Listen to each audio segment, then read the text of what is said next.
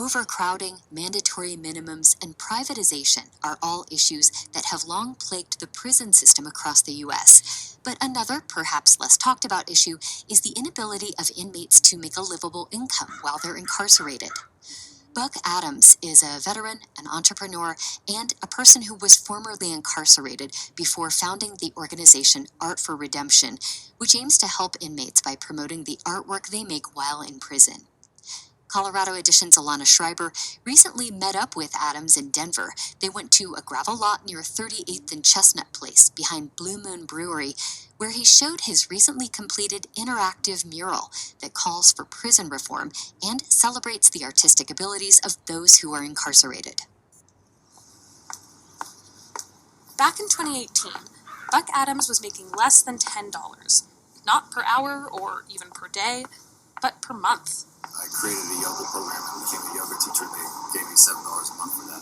But that wouldn't even buy me the stamps. That's because Buck Adams was serving time in a Colorado prison, and of all the difficulties and disparities he encountered, the inability of inmates to make a livable income is what stood out the most. So I really kind of saw the hardship of what it would be, and to open that conversation up of, why wouldn't we want these guys and gals that are paying their penance through their time in the system of either creating a savings account, paying their restitution, paying their societal debts, if they have child support, being able to actually participate in that.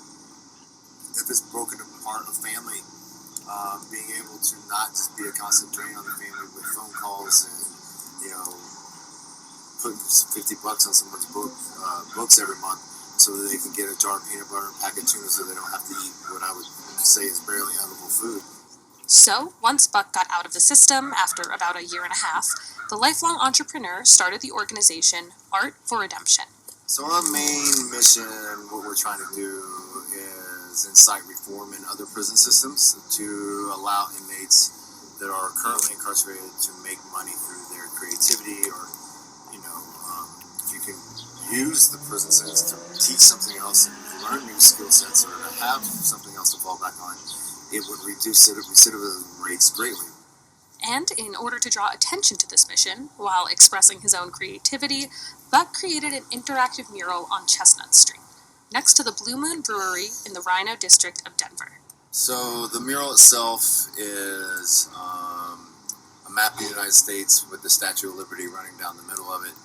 That is a collage of artworks of about 400 different pieces, and bars are overlaid on top of that, basically kind of locking up Lady Liberty in the United States. But this mural is more than what meets the eye, literally. What's unique about this mural, it's one of a few in this area that are actually interactive.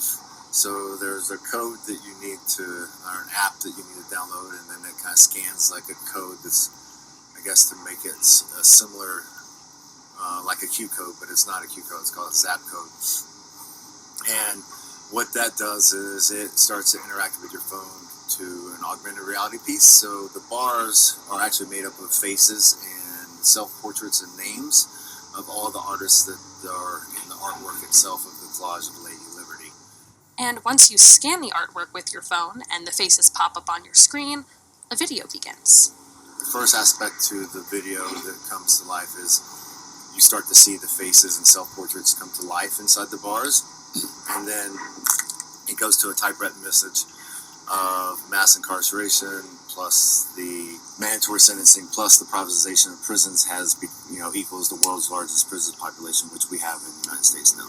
Lady Liberty in the United States is the land of second chances, the land of freedom, all these things. But if you've been attached to the system in any way, it becomes very hard and almost that you don't have a second chance.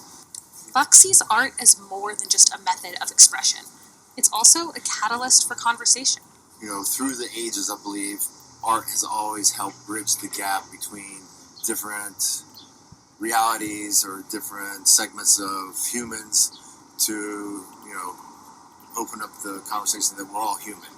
We all make mistakes, some worse than others, some get caught, some don't, some pay bigger penalties.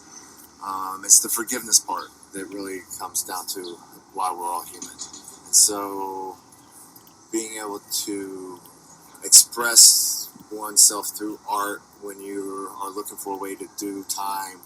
A lot of these artists are what are considered outside artists, which means self-taught artistry. And so the take that time that they're doing to hone a skill, that some of it's incredible.